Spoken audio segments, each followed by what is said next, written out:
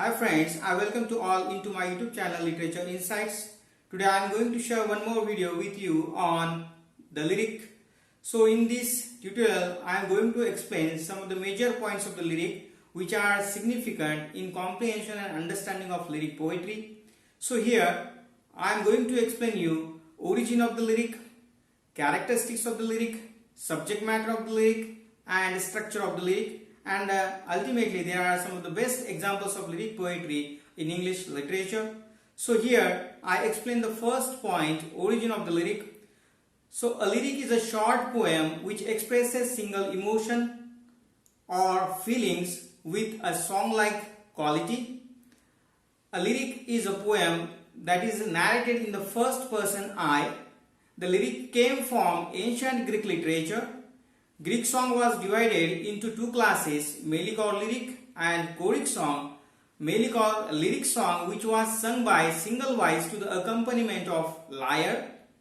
The choric song was sung by a group of singers intended for collective singing with the help of instrumental music supplemented by dance.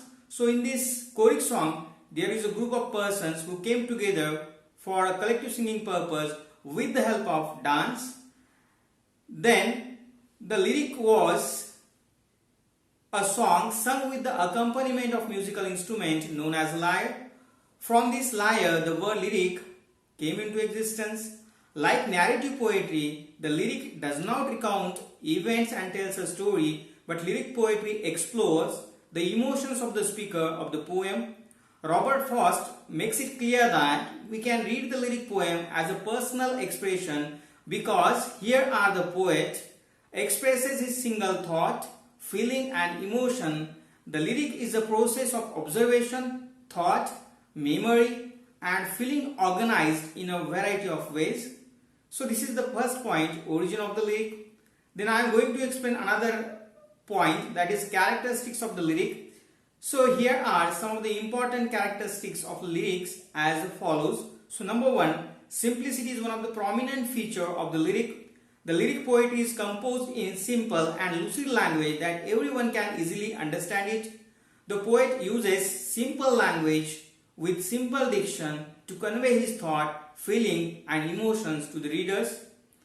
Number two, the lyric is an expression of single emotion which is usually stated in the first line of the lyric. The poet expresses us thoughts suggested by the particular emotions.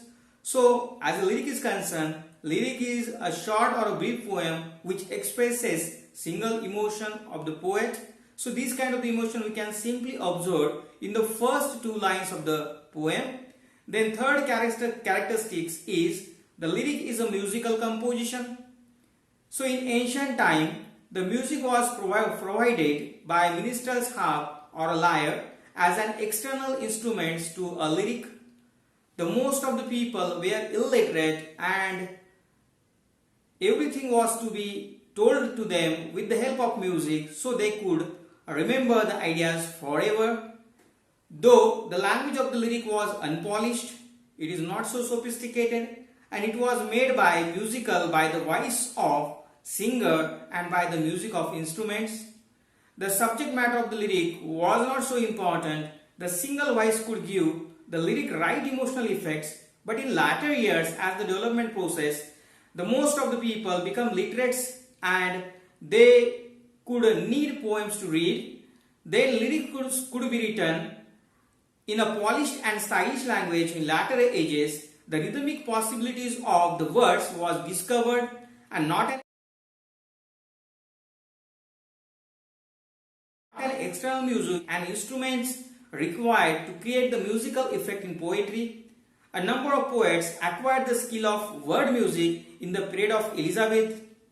So the poets in Elizabethan period were a master of investing words with the highest musical quality. Their lyrics are unrivaled for their word music or verbal melody. Vowels and consonants are so artistically arranged so they could create their own music.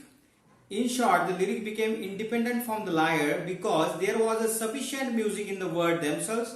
In a romantic period, there was some of the writers like Shelley and Keats, and in Victorian period, writers or poets like Tennyson and Swinburne are universally praised for their art of word music. Then fourth characteristic is intensity. Intensity is also another characteristic of lyric. Every lyric consists of such lines which reveals the intensity of emotion of the author or the poet. Modern love songs are best examples in this regard. The love lyrics expresses intensity of love of author for his or her beloved.